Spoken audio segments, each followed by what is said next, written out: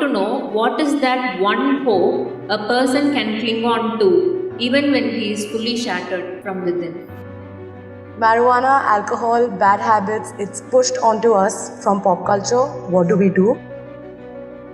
We still lack that feeling of belonging to somebody. How should we deal with that discontent and loneliness? We come across crossroads where we are compelled to choose between two options. When I'm at such a stage, what should I be doing?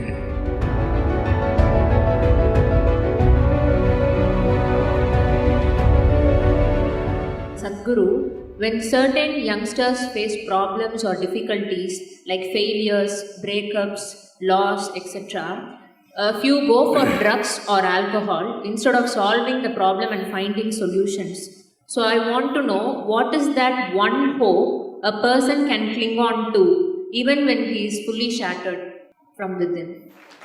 Oh, so many broken hearts here who are clapping their hands.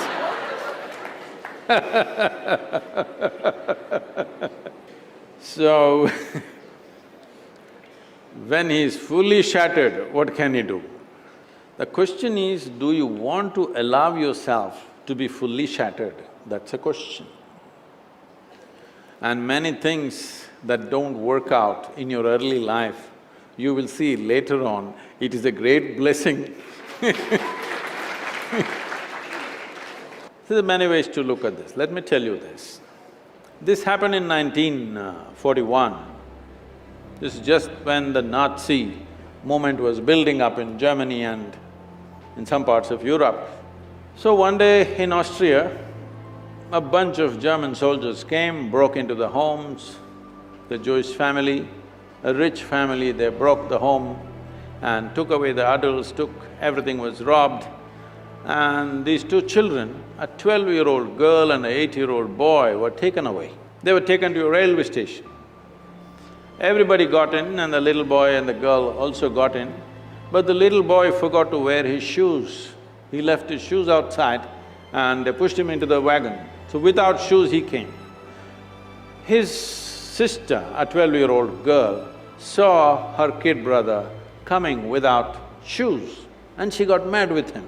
She held him by the ear, boxed his ears, scolded him nicely, slapped him. Say, "You idiot, already we are in enough trouble, now you come without shoes."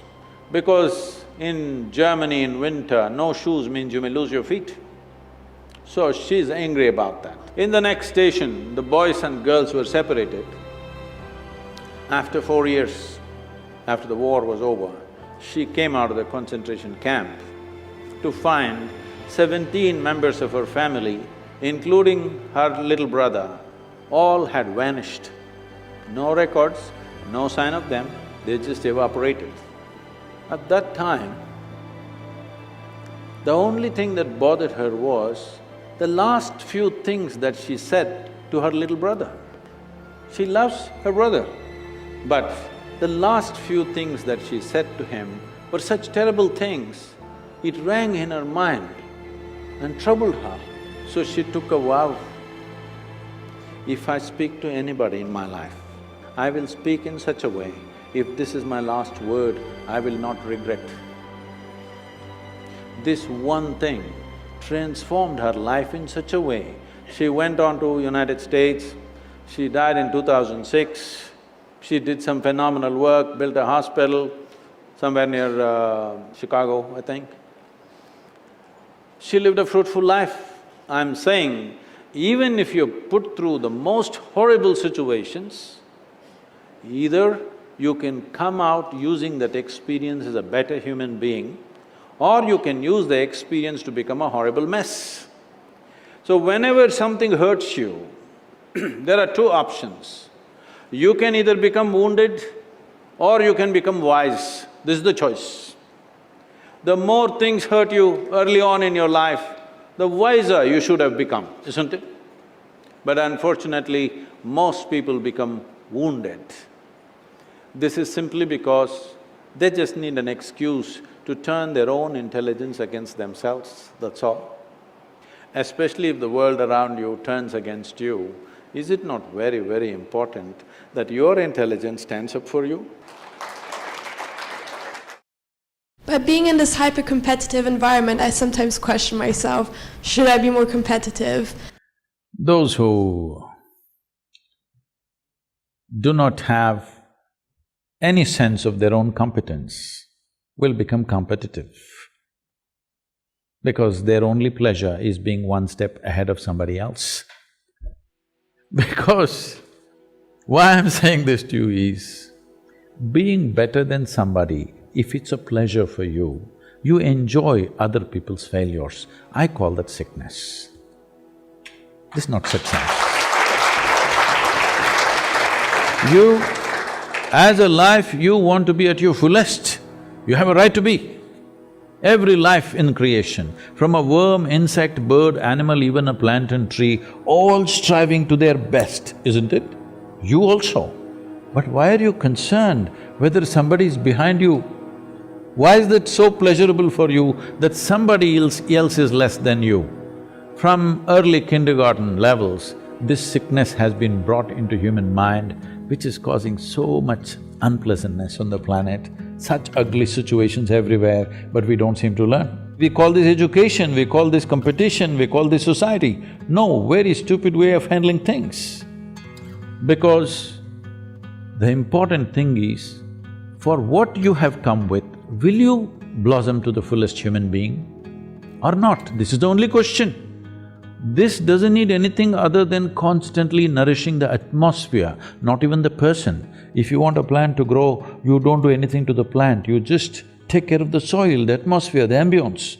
That's all that needs to be taken care of even for a human being, that you need to take care of the atmosphere so that everybody finds the fullest expression for their life. This is the most common thing amongst us, young people. Marijuana, alcohol, bad habits, it's pushed onto us from pop culture. What do we do? This question is everywhere. Youth in India are asking me all the time, Sadhguru, you have influence in the government, why don't you make marijuana legal for us? I said, why marijuana? I'll make cocaine also legal.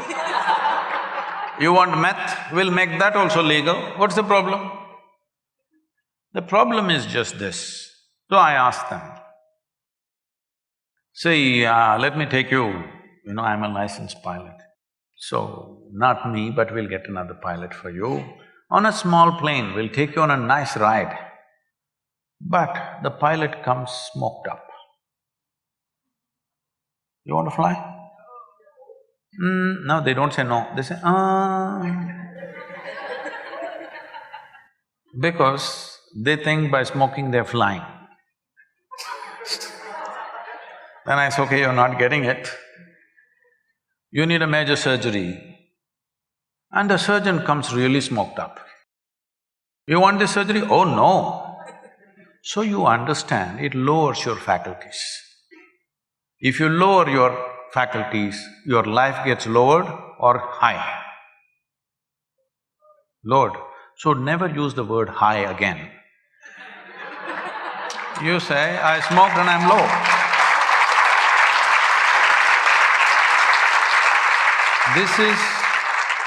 This is not a moral issue for me. I have no morality in me. But life should work, isn't it?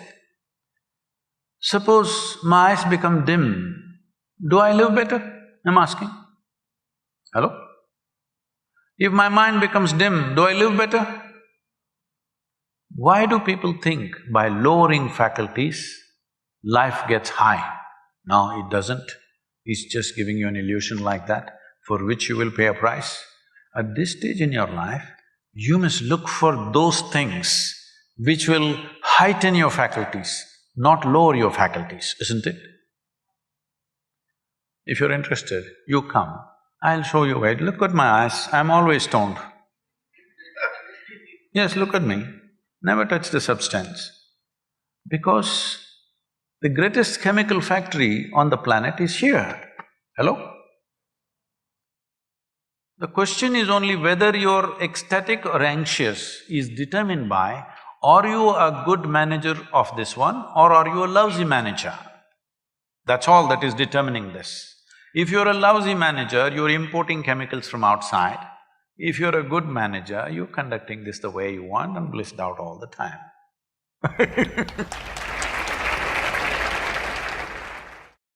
Despite being surrounded by so many people, we still lack that feeling of belonging to somebody, being accepted by somebody, being loved by somebody. How should we deal with that discontent and loneliness? What you call as joy is one kind of chemistry, misery is another kind of chemistry, stress is one kind of chemistry, anxiety another kind of chemistry, agony one kind of chemistry, ecstasy another kind of chemistry. At least ecstasy, you know it's another kind of chemistry, I hear. So, your experience of life has a chemical basis to it. Right now, let's say you really blissed out like me.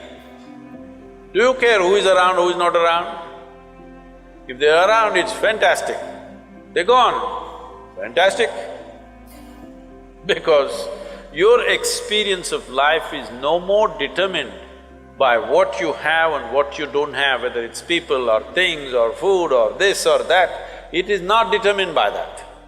Once your way of being is not determined by anything outside of you, then there is no such thing as loneliness. But you will enjoy your aloneness because whether you like it or you don't like it, at this young age, it's a little difficult to understand this, whether you like it or you don't like it, within this body you're always alone, isn't it? Whether you do interaction or intercourse or whatever, still you're alone in this body, yes or no? Hello? If you don't learn how to handle this aloneness, you have not learned anything about life. This is the most beautiful thing.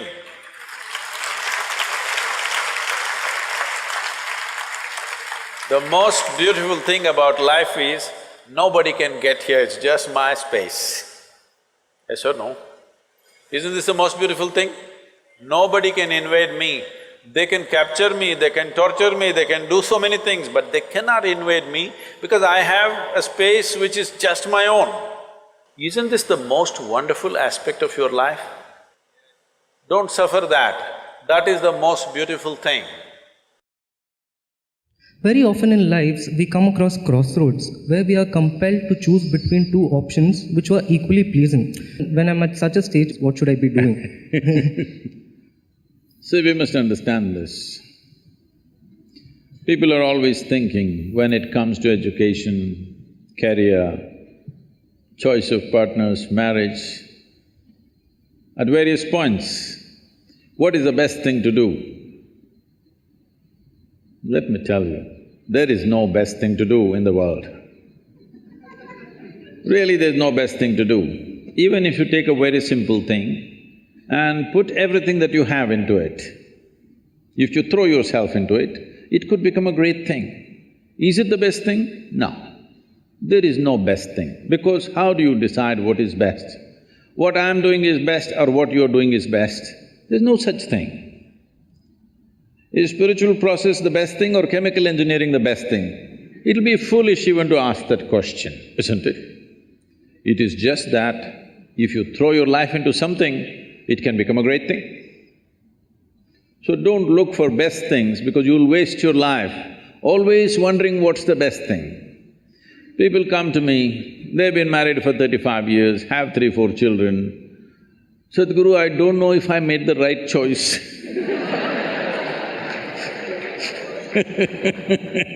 I said, well, it looks like you've not been thinking, you've been acting 4 children.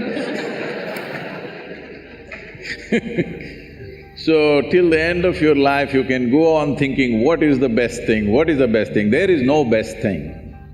Whatever we put our heart and soul into and do it, it's a great thing. It may be a simple thing in somebody else's eyes, but in our experience it's a great thing, and that's what we should do.